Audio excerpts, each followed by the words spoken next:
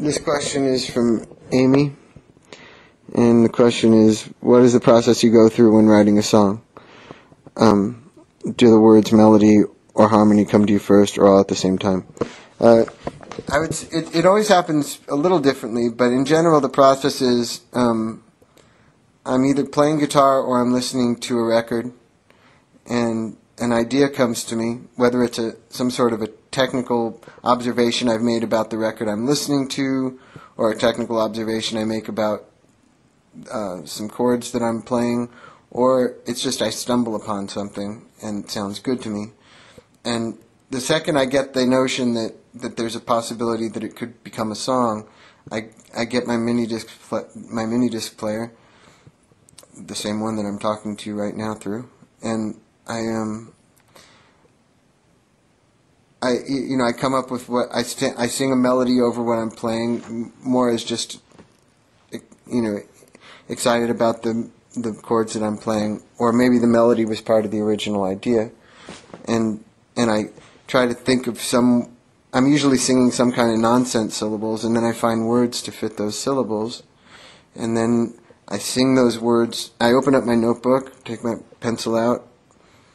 I never write with school pencils, and I also never write songs with pens.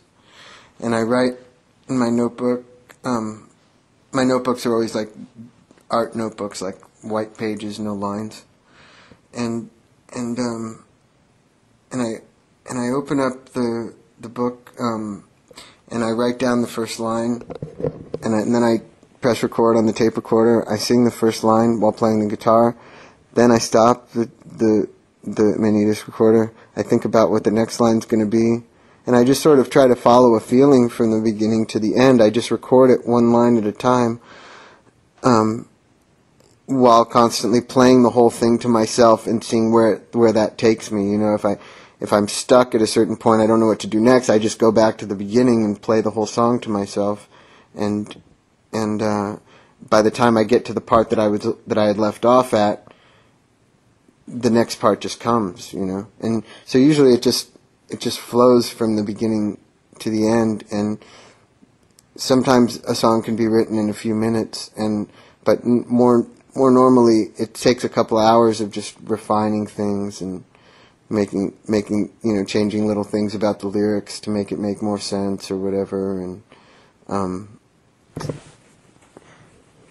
refining the melody and things like that, and also getting a grasp on how to sing it, because when you first come up with something, you're a little goofy on pronouncing the syllables and things like that, and you're not used to singing the melody, and you get more used to it, and the song starts to come alive the more you play it. And usually when I write a song that's really good, I know it's good because I just want to play it over and over, and the next day I can't wait to listen to it and to play it again. So those songs usually end up becoming better than others just because I play them more times, and the melodies start, and the way I'm singing it starts to really take on another life.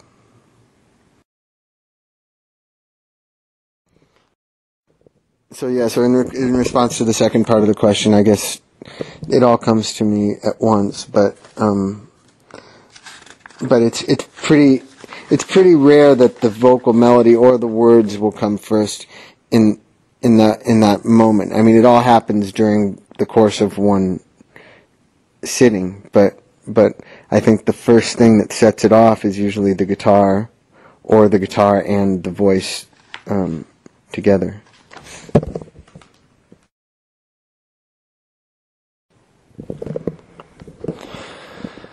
This question is, don't you think it's interesting that Bob Forrest discovered both you and Josh Klinghoffer, and now you and Josh are really great friends? What does Bob think of this? Yeah, neither of us are very close friends with Bob these days, but I wouldn't say that Bob discovered me. I guess it's partially true, but Flea was the first person who I came into contact with in that world, and he told Bob about me. So I guess that would mean that Flea actually discovered me. But although he discovered me, I guess he didn't like me well enough to ask me to be in the Chili Peppers until Bob asked me to be in Thelonious Monster. So I'm definitely indebted to Bob. I wouldn't go so far as to say I'm indebted, but me being in the band had a lot to do with him. But if anything, he owes me for other things. And I'm not really sure what I'm sure he's happy that Josh and I are friends. I really don't know.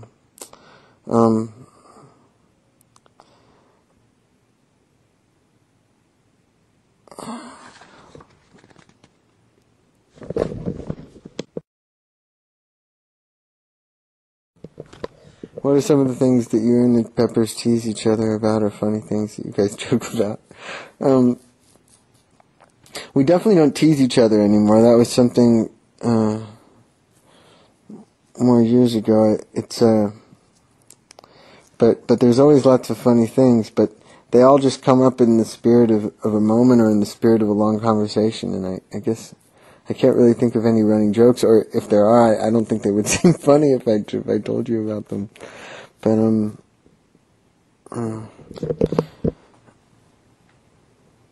I have not written any music with Vincent Gallo, but we will improvise some music together in England on April 3rd.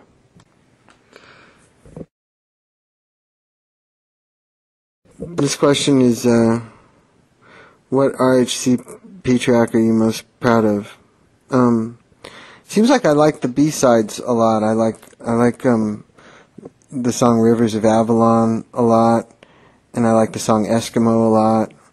And off the Californication album, I really love the song This Velvet Glove.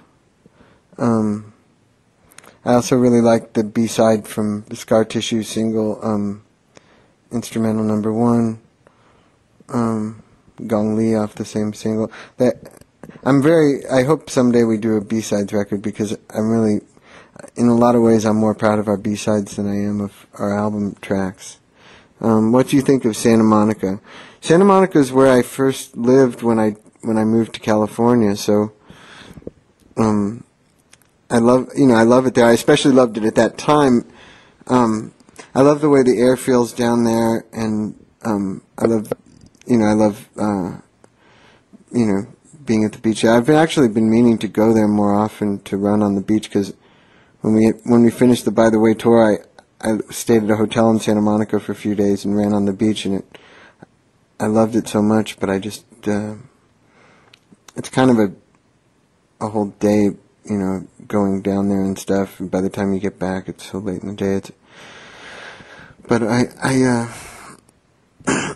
love it there. When I was a little kid, it was a lot more dirty and kind of, it wasn't as ritzy as it is now. But it was a great place to be a little kid, because I had, all the role models who were like skateboarders and surfers and stuff. So I think I developed, I think, pretty important parts of my personality just because being around those kind of people, and it was a good neighborhood for kids too. I lived at Euclid and Ocean Park Boulevard, right on the corner, in an apartment, and there was like about 10 little kids who lived within one block, and we would all get out there with our skateboards every day and skateboard down hills and stuff, and it was just a great place to be a little kid.